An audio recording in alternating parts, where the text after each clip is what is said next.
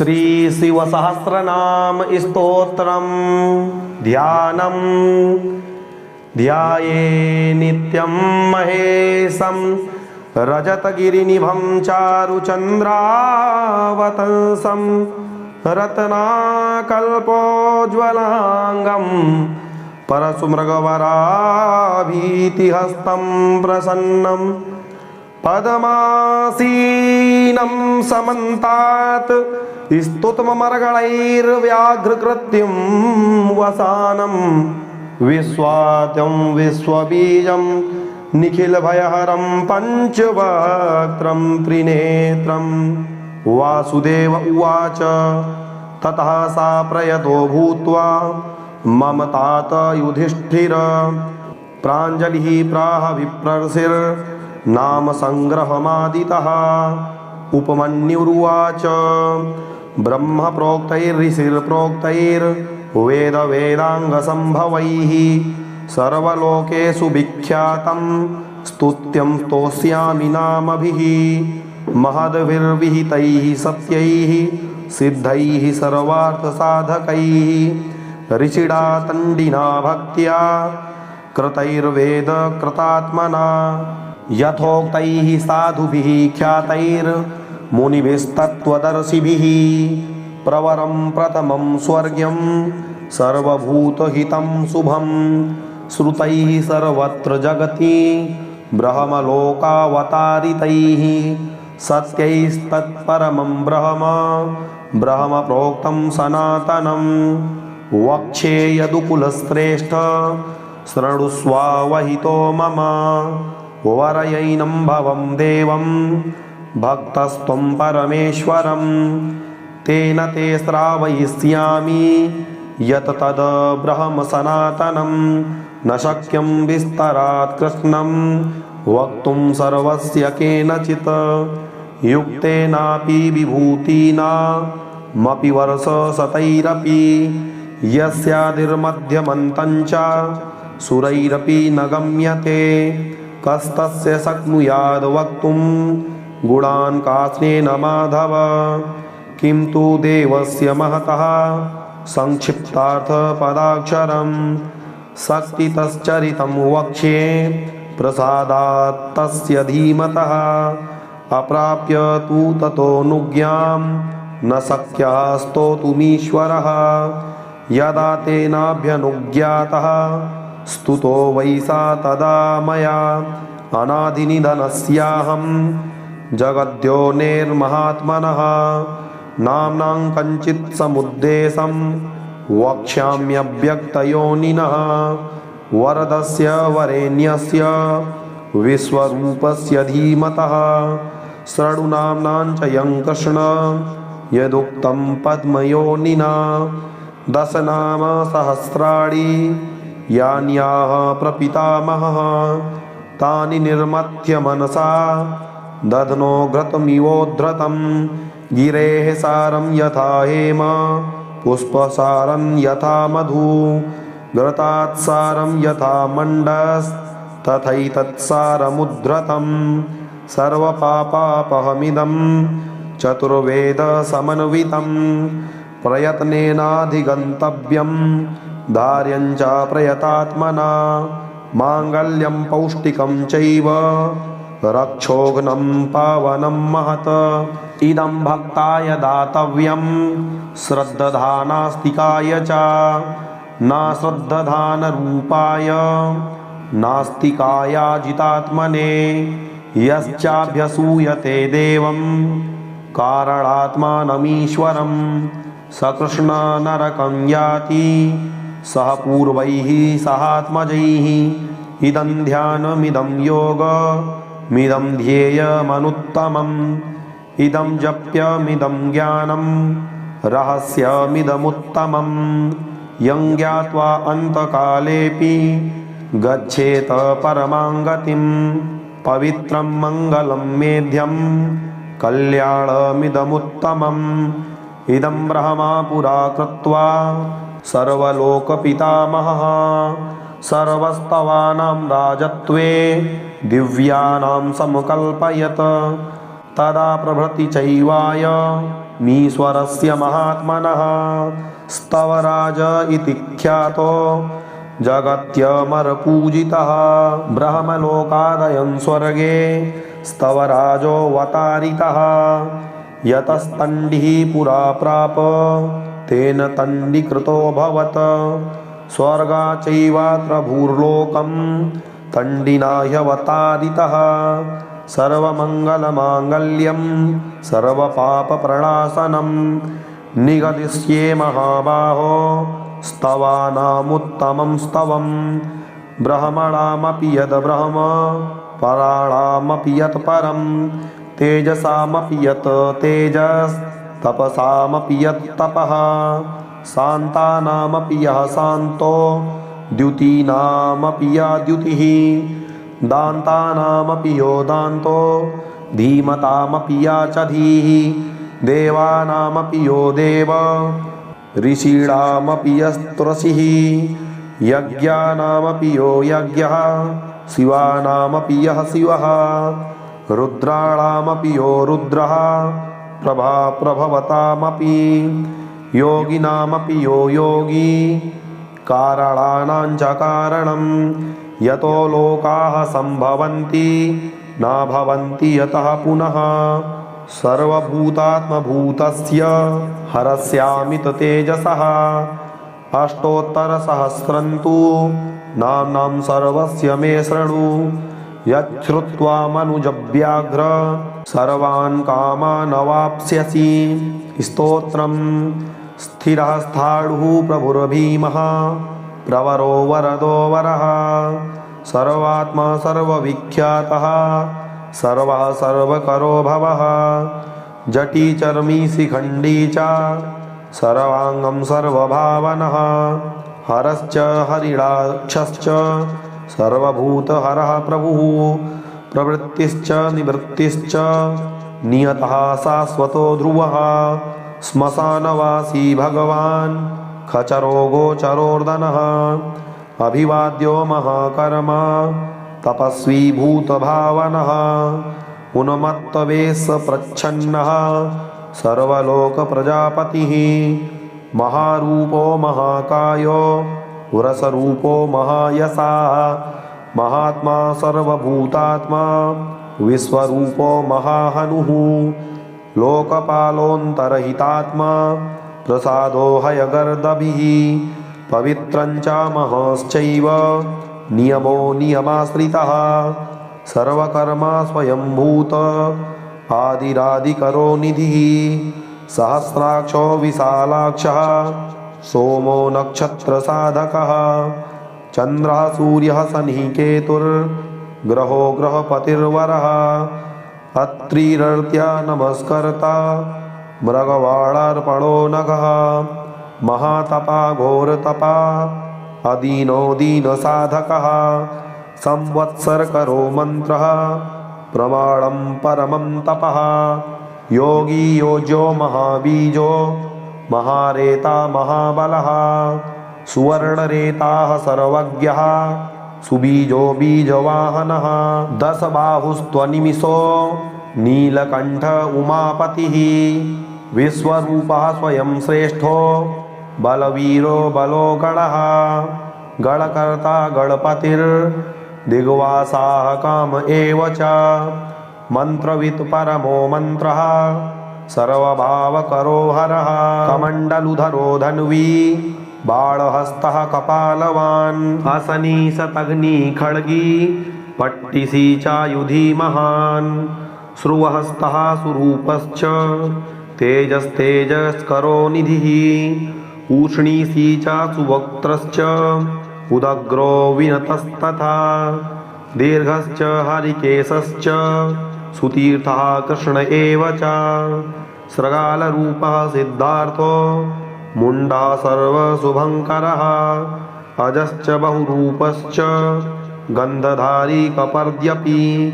ऊर्ध्वरेता ऊर्ध्वलिङ्ग ऊर्ध्वसायी नभस्थलः त्रिजटी चीरवासाश्च रुद्रः सेनापतिर्विभुः अहश्चरो नक्तञ्चरस्तिग्मन्युः सुवर्चसः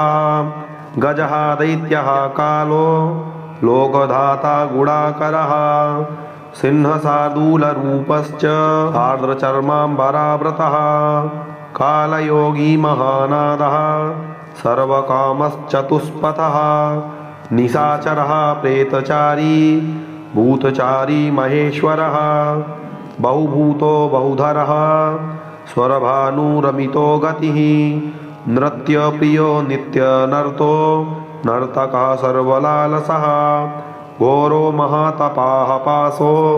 नित्यो गिरिरुहो नभः सहस्रहस्तो विजयो व्यवसायो यतन्द्रितः अधर्षणोधर्षणात्मा यज्ञः कामनाशकः दक्षयागापहारी च सुसहो मध्यमस्तथा तेजोपहारी बलः मुदितोऽर्थो जितो वरः गम्भीरघोषो गम्भीरो गम्भीरबलवाहनः न्यग्रोधरूपो न्यग्रोधो वृक्षकर्णस्थितिर्विभुः सुतीक्ष्णदशनश्चैव महाकायो महाननः विश्वक्सेनो हरिर्यज्ञः संयुगापीडवाहनः तीक्ष्णतापश्च हर्यस्वः सहायः कर्मकालवित् विष्णुप्रसादितो यज्ञः समुद्रो वडवामुखः हुतासनसहायश्च प्रशान्तात्मा हुतासनः उग्रतेजः महातेजा जन्यो विजयकालवित् ज्योतिषामयनं सिद्धिः सर्वविग्रह एव च शिखी मुंडी जटी ज्वाली मूर्तिजो मूर्धगो बली वेणवीपणवीताली खलीकाल कटंकटः नक्षत्र विग्रहमतिर्गुणबुद्धिर्लयोगमः प्रजापतिर्विश्वबाहुर्विभागः सर्वगोमुखः विमोचनः सुसरणो हिरण्यकवचोद्भवः मेढ्रजो बलचारी च महीचारी श्रुतस्तथा सर्वतूर्यनिनादी च सर्वाद्योतपरिग्रहः व्यालरूपो गुहावासी गुहोमाली तरंगवित् त्रिरसस्त्रीकालधृक्कर्म सर्वबन्धविमोचनः बन्धनस्त्वसुरेन्द्राणां युधि शत्रुविनाशनः सांख्यप्रसादो दुर्वासाः सर्वसाधुनिषेवितः प्रस्कन्दनो विभागज्ञो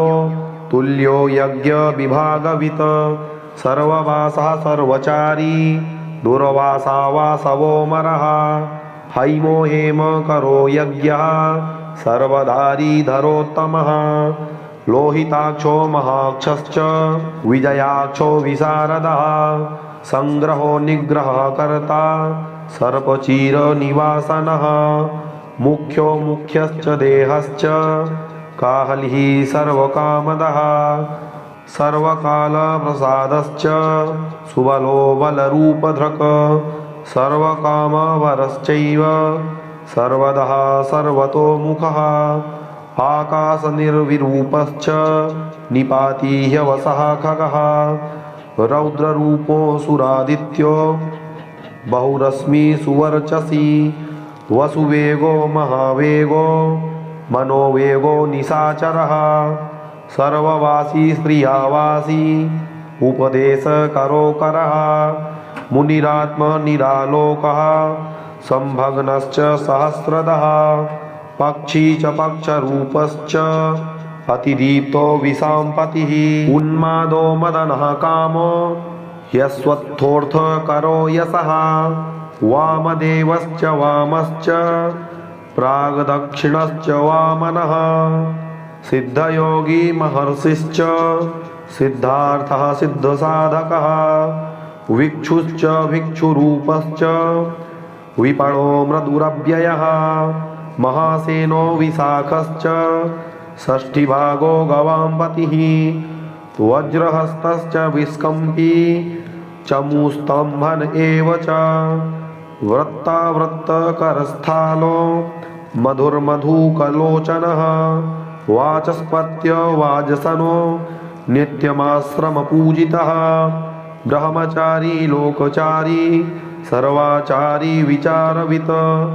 ईशान ईश्वरः कालो निशाचारी पिनाकवान् निमित्तस्थो निमित्तञ्च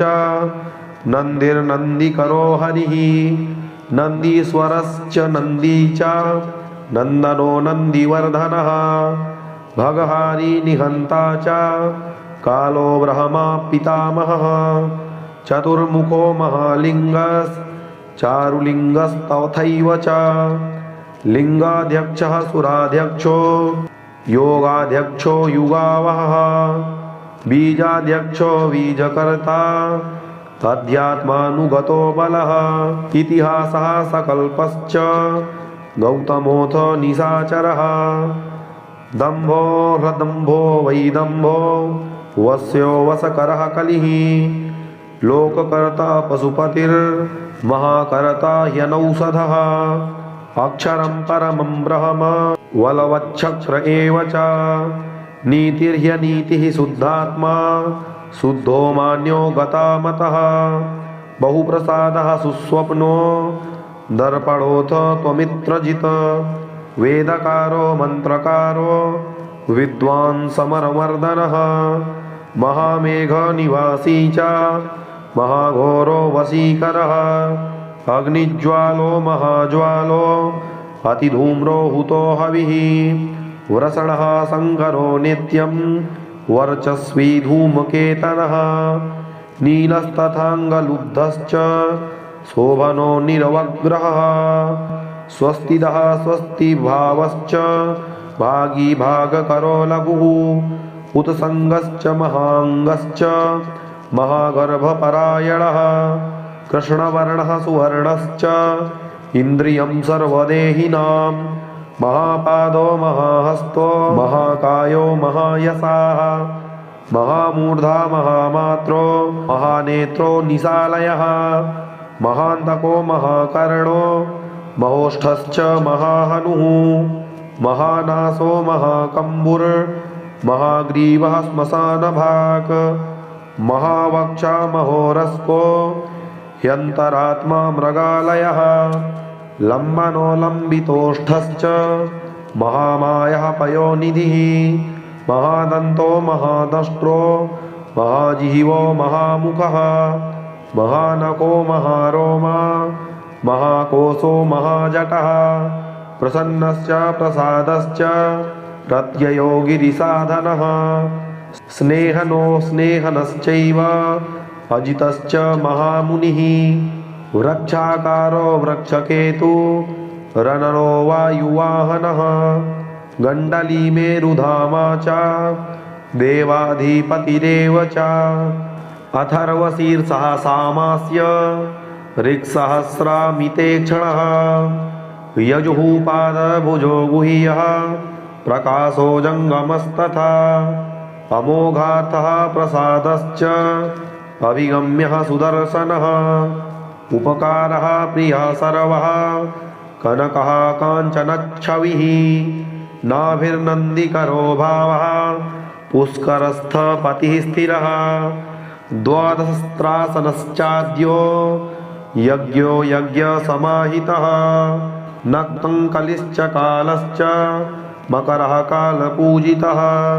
सगणो गणकारश्च भूतवाहनसारथिः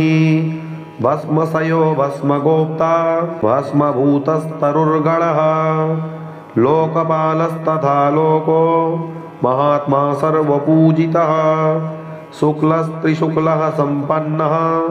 शुचिर्भूतनिषेवितः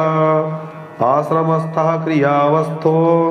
विश्वकर्ममतिर्वरः विशालशाखस्ताम्रोष्ठो ह्यम्बुजालः सुनिश्चलः कपिलः कपिशः शुक्ल आयुश्चैव परोपरः गन्धर्वो यदितिस्तार्क्ष्यः सुविज्ञेयः सुशारदः परस्वधायुधो देवो अनुकारी सुबान्धवः तुम्बवीणो महाक्रोध ऊर्ध्वरेता जलेशयः उग्रो वंशकरो वंशो वंशनादो ह्यनिन्दितः सर्वांगरूपो मायावी सुहृदो ह्यनिलो नलः बन्धनो बन्धकर्ता च सुबन्धन विमोचनः स यज्ञारिः स कामारिर्महादष्ट्रो महायुधः बहुधा निन्दितः सर्वः शङ्करः शङ्करो धनः अमरेशो महादेवो विश्वदेवः सुरारिः अहिर्बुध्न्यो नीलाभश्च चेकितानो हविस्तथा अजैकपाच्च कापाली त्रिशङ्कुरजितः शिवः धन्वन्तरिर्धूमकेतुः स्कन्दो वैष्णवस्तथा दाता शक्रश्च विष्णुश्च मित्रस्त्वष्टा ध्रुवोधरः प्रभावः सर्वगो वायुरर्यमा सविता रविः कुसङ्गुश्च विधाता च मान्धाता भूतभावनः विभुर्वर्णविभावी च सर्वकामगुणावहः पद्मनाभो महागर्भश्चन्द्रवक्त्रो नीलो नलः बलवांश्चोपशान्तश्च पुराणः पुण्यचञ्चुरी कुरुकर्ता कुरुवाशी कुरुभूतो गुणौषधः सर्वाशयो दर्भचारी सर्वेषां प्राणिनां पतिः देवदेवः सुखासक्तः सदसत्सर्वरत्नवित् कैलासगिरिवासी च हिमवद्गिरिसंश्रयः कूलहारी कूलकर्ता बहुविद्यो बहुप्रदः वडिजो वर्धकी वृक्षो बकुलश्चन्दनच्छदः सारग्रीवो महाजत्रुरलोलश्च महौषधः सिद्धार्थकारी सिद्धार्थश्छन्दो व्याकरणोत्तरः सिंहनादः सिंहदष्ट्रः सिंहगः सिंहवाहनः प्रभावात्मा जगत्कालस्थालो लोकहितस्तरुः सारंगो नवचक्रांगः केतुमाली सभावनः भूतालयो भूतपति रहोरात्रमनिन्दितः वाहिता सर्वभूतानां निलयश्च विभुर्भवः अमोघः संयतो ह्यस्वो भोजनः प्राणधारणः धृतिमान् मतिमान् दक्षः सत्कृतश्च युगाधिपः गोपालीर्गोपतिर्ग्रामो गोचर्मवसनो हरिः हिरण्यबाहुश्च तथा गुहापालः प्रवेशिनां प्रकृष्टारिर्महाहर्षो जितकामो जितेन्द्रियः गान्धारश्च सुवासश्च तपः सक्तो रतिर्नरः महागीतो महानृत्यो ह्यप्सरो गणसेवितः महाकेतुर्महाधातुर्नैकसानुचरश्चलः आवेदनीय आदेशः सर्वगन्धसुखावहः तोरणस्तारणो वातः परिधिः पतिखेचरः संयोगो वर्धनो वृद्धो अतिवृद्धो गुणाधिकः नित्य आत्मसहायश्च देवासुरपतिः पतिः युक्तश्च युक्तबाहुश्च देवो दिवि सुपर्वणः आषाढश्च सुवाढश्च ध्रुवोऽथ हरिणो हरः वपुरा वर्तमानेभ्यो वसुश्रेष्ठो महापथः शिरोहारी विमर्शश्च सर्वलक्षणलक्षितः अक्षश्च रथयोगी च सर्वयोगी महाबलः समाम्नायो समाग्नायस्तीर्थदेवो महारथः निर्जीवो जीवनो मन्त्रः सुभाक्षो बहुकर्कशः रत्नप्रभूतो रत्नांगो महार्णवनिपानवित् मूलं विशालो ह्यमृतो व्यक्ताव्यक्तस्तपोनिधिः आरोहणोधिरोहश्च शीलधारी महायशाः सेनाकल्पो महाकल्पो योगो युगकरो हरिः युगरूपो महारूपो महानागहनोवधः न्यायनिर्वपणः पादः पंडितो ह्यचलोपमः बहुमूलो महामालः शशिहरसुलोचनः विस्तारो लवणः कूपस् त्रियुगः सफलोदयः त्रिलोचनो विषण्णाङ्गो मणिविद्धो जटाधरः विन्दुर्विसर्गः सुमुखः सरः सर्वायुधः सहः निवेदनः सुखाजातः सुगन्धारो महाधनुः गन्धपाली च भगवानुत्थानः सर्वकर्मणां मन्थानो बहुलो वायुः सकलः सर्वलोचनः तलस्तालः करस्थाली ऊर्ध्वसन्नः ननो महान् छत्रं सुछत्रो विख्यातो लोकः सर्वाश्रयः क्रमः मुण्डो विरूपो विकृतो दण्डी कुण्डी विकुर्वणः हर्यक्षः ककुभो वज्री शतजिह्वः सहस्रपात् सहस्रमूर्धा देवेन्द्रः सर्वदेवमयो गुरुः सहस्रबाहुः सर्वाङ्गः शरण्यः सर्वलोकभृत् पवित्रं त्रिगकुन्मन्त्रः कनिष्ठः कृष्णपिङ्गलः ब्रह्मदण्डविनिर्माता शतघ्निपाशशक्तिमान् पद्मगर्भो महागर्भो ब्रह्मगर्भो जलोद्भवः गभस्तिर्ब्रह्मकृतब्रह्मी ब्रह्मविद्ब्रह्मणो गतिः अनन्तरूपो नैकात्मा तिग्मतेजा स्वयंभुवः ऊर्ध्वगात्मा पशुपतिर्वातरह्ना मनोजवः चन्दनी पद्मनालाग्रः सुरभ्युत्तरणो नरः कर्णिकार महस्रग्वी नीलमौलिः पिनाकधृत उमापतिरुमाकान्तो जाह्नवी द्रक्षुमाधवः वरो वराहो वरदो वरेण्यः सुमहास्वनः महाप्रसादो दमनः शत्रुः श्वेतपिङ्गलः पीतात्मा परमात्मा च प्रयतात्मा प्रधानधृत सर्वपार्श्वमुखस्त्रक्षो धर्मसाधारणो वरः चराचरात्मा सूक्ष्मात्मा अमृतो गोव्रसेश्वरः साध्यरशिर्वसुरादित्यो विवस्वान् सवितामृतः व्यासः सर्गः सुसंक्षेपो विस्तरः पर्ययो नरः ऋतुः संवत्सरो मासः पक्षः संख्या समापनः कलाः काष्ठा लवामात्रा मुहूर्ताः क्षपाक्षणाः विश्वक्षेत्रं प्रजाबीजं लिङ्गमाद्यस्तु निर्गमः सदसदव्यक्तमव्यक्तं पिता माता पितामहः स्वर्गद्वारं प्रजाद्वारं मोक्षद्वारं त्रिविष्टपं निर्वाणं ह्लादनश्चैव ब्रह्मलोकः परागतिः देवासुरविनिर्माता देवासुरपरायणः देवासुरगुरुर्देवो देवासुरनमस्कृतः देवासुरमहामात्रो देवासुरगणाश्रयः देवासुरगणाध्यक्षो देवासुरगणाग्रणीः देवातिदेवो देवर्षिर्देवासुरवरप्रदः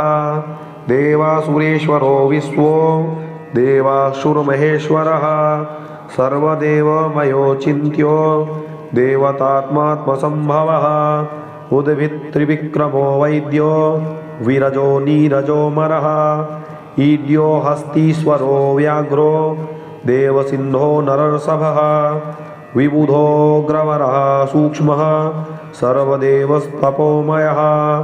सुयुक्तः शोभनो वज्री प्रासानां प्रभवोऽप्ययः गुहः कान्तो निजः सर्गः पवित्रं सर्वपावनः शृङ्गी शृङ्गप्रियो बभ्रू राजराजो निरामयः अभिरामः सुरगणो विरामः सर्वसाधनः ललाटाक्षो विश्वदेवो हरिणो ब्रह्मवर्चसः स्थावराणां पतिश्चैव नियमेन्द्रियवर्धनः सिद्धार्थः सिद्धभूतार्थो चिन्त्यः सत्यव्रतः शुचिः व्रताधिपः परं ब्रह्म भक्तानां परमागतिः विमुक्तो मुक्ततेजाश्च श्रीमान् श्रीर्वर्धनो जगत् फलश्रुतिः यथा प्रधानं भगवानिति भक्त्या स्तुतो मया यन्न ब्रह्मादयो देवा विदुस्तत्त्वेन नरसयः स्तोतव्यमर्चं वन्द्यं च कास्तोष्यति जगत्पतिं भक्त्या त्वेवं पुरस्कृत्य मया यज्ञपतिर्विभुः ततोऽभ्यनुज्ञां सम्प्राप्य स्तुतो मतिमतां वरः शिवमेभिः स्तुवन् देवं नामभिः पुष्टिवर्धनैः नित्ययुक्तः शुचिर्भक्तः प्राप्नोत्यात्मानमात्मना एतद्धि परमं ब्रह्माधिगच्छति ऋषयश्चैव देवाश्च स्तुवन्त्येतेन तत्परं स्तूयमानो महादेवस्तुष्यते नियतात्मभिः भक्तानुकम्पी भगवानात्मसंस्थाकरो विभुः तथैव च मनुष्येषु ये मनुष्याः प्रधानतः आस्तिकाः श्रद्धानाश्च बहुभिर्जन्मभिः स्तवैः भक्त्या ह्यनन्यमीशानं परं देवं सनातनं कर्मणा मनसा वाचा भावेनामिततेजसः शयाना जाग्रमाणाश्च व्रजन्नुपविशंस्तथा उन्मिषन् निमिषश्चैव चिन्तयन्तः पुनः पुनः शृण्वन्तः श्रावयन्तश्च कथयन्तश्च ते भवं स्तुवन्तः स्तूयमानास्तुष्यन्ति च रमन्ति च जन्मकोटिसहस्रेषु नानासंसारयोनिषु जन्तोर्विगतपापस्य भवे भक्तिः प्रजायते उत्पन्ना च भवे भक्तिरनन्या सर्वभावतः भाविनः कारणे चास्य सर्वयुक्तस्य सर्वथा एतद्देवेषु दुष्प्रापं मनुष्येषु न लभ्यते निर्विघ्ना निश्चला रुद्रे भक्तिरव्यभिचारिणी तस्यैव च प्रसादेन भक्तिरुत्पद्यते नृणां येन यान्ति परां सिद्धिं तद्भागवतचेतसः ये सर्वभावानुगताः प्रपद्यन्ते महेश्वरं प्रपन्नवत्सलो देवः संसारात्तान् समुद्धरेत एकमन्ये विकुर्वन्ति देवाः संसारमोचनं मनुष्याणां रते देवं नान्या शक्तिस्तपोबलम् इति तेनेन्द्रकल्पेन भगवान् सदसत्पतिः कृत्तिवासास्तुतः कृष्ण तण्डिना शुभबुद्धिना स्तवमेतं भगवतो ब्रह्मा स्वयमधारयत गीयते च सबुध्येत ब्रह्मा शङ्करसन्निधौ इदं पुण्यं पवित्रं च सर्वदा पापनाशनं योगदं मोक्षदं चैव स्वर्गदं तोषदं यथा एवमेतत् पठन्ते या एव भक्त्या तु शङ्करं या गतिः साङ्ख्ययोगानां व्रजन्त्येतं गतिं तदा स्तवमेतं प्रयत्नेन सदा रुद्रस्य सन्निधौ अब्धमेकं चरेद भक्तः प्राप्नुयादीप्सितं फलम् इति श्री महाभारते अनुशासनपर्वणि श्री शिवसहस्रनाम स्तोत्रं सम्पूर्णम्।